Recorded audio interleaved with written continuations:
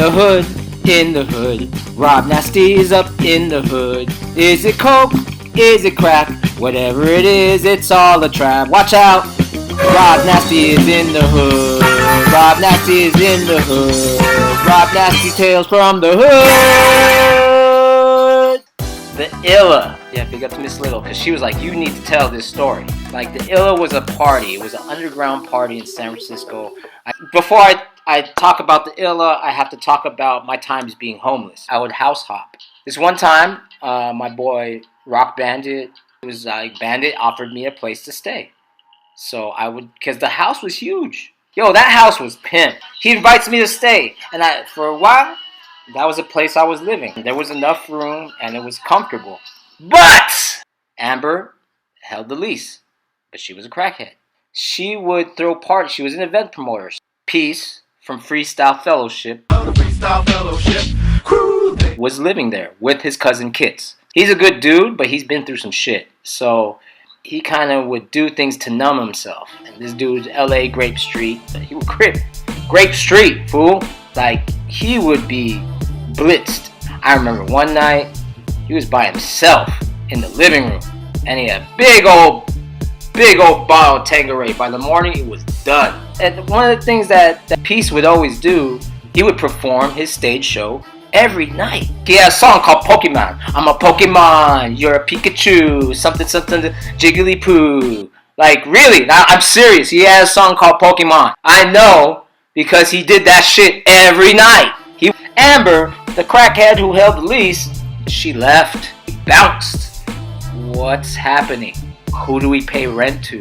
Everybody moved out the house. So Peace and Kids, they already moved out the house. And the rest of us, we're gonna stay here till we can't. We're just like, what are we gonna do? Fuck it. Let's throw a party. What I did was just pulled my resource together. Because we had so many rooms, why not make each room a theme room? Because it's huge. I told you, it's a huge house. I'm gonna start with I'm gonna start from the top, okay, and then work my way to the bottom. So, the top floor of the Illa was the reggae room. We threw all these Rasta colors, hang them from the loft, and you know what we did? Dude, we got a Rasta dude to host that room. So for each room had a host, and guess what? He had a parrot. He brought a motherfucking parrot in the reggae room. He would have his stereo playing reggae music. And loft, we made it comfortable. Like, you could sit and chill, smoke weed, look out the window, all that shit. Yo, it was pimp. Shit, my boy got laid in that room that night. The next room, what we did down the hall was Amber's old room. And like I said, she was a crackhead. And what did we do to this room? We turned it into the meditation room. We took all the mirrors in the house and put them in one room, put some nice books to read, no music, and it was our meditation. At one point, this couple, like, holding each other's hands, sitting in, like, the Indian style position. I peep my head in the room, they're like, we're meditating. It's like, oh shit, okay, sorry. You go downstairs, oh shit, my boy Just Jones, DJ Just Jones, and a bunch of other heads, they brought their equipment, and they turned it out, bro. That dance floor was fucking packed. And then adjacent to the living room was the kitchen. And that's where Miss Little was cooking food. I forgot homeboy's name. He bought mad alcohol. So he supplied the alcohol. He made the most money that weekend. I will tell you that much. So there was the patio and fools chilling in the patio. Let's get to the bottom. Drop your shit on the mic room. Okay. So we have to go back to us getting ready, because that was supposed to be the reggae room. Rewind back to maybe the first couple weeks after Amber left. At one of these crazy binge nights that Peace and Kits had, and then you just hear Kits saying, man, what the fuck you doing? That kind of like phased out. I mean, because Peace was always doing some crazy shit.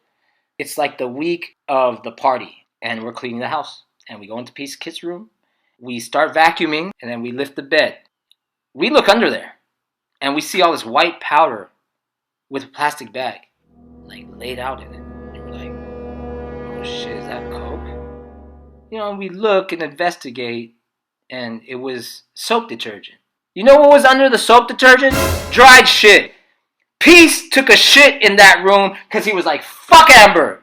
And we were like, oh shit, we can't move this bed spring for this party. We gotta do something. And me, being the resourceful chap that I am, alright, this is what we're gonna do. We're gonna leave the bed springs. We're gonna take all this plywood, stack it on top of the bed spring, and make a stage. And my boy Byron, he brought his -1. If you don't know what a -1 is, it's a Filipino karaoke machine. He brought his karaoke machine, put that shit on top of the stage with the mic. And that was the Drop Yo Shit on the mic room. I drew a sign of Peace taking a shit. I drew this, and it's called Drop Your Shit on the Mic. Do you know how many MCs showed up that night? That room was crowded. You know, all these rooms are crowded. At that time, I don't know who the fuck was there, but everyone was there. So guess who shows up? Peace and Kids show up at this party. And they walk in like, you know what this motherfucker did? He went in that room, got on the mic, and before he started busting his flow, he was like, yeah, I took a shit in this room.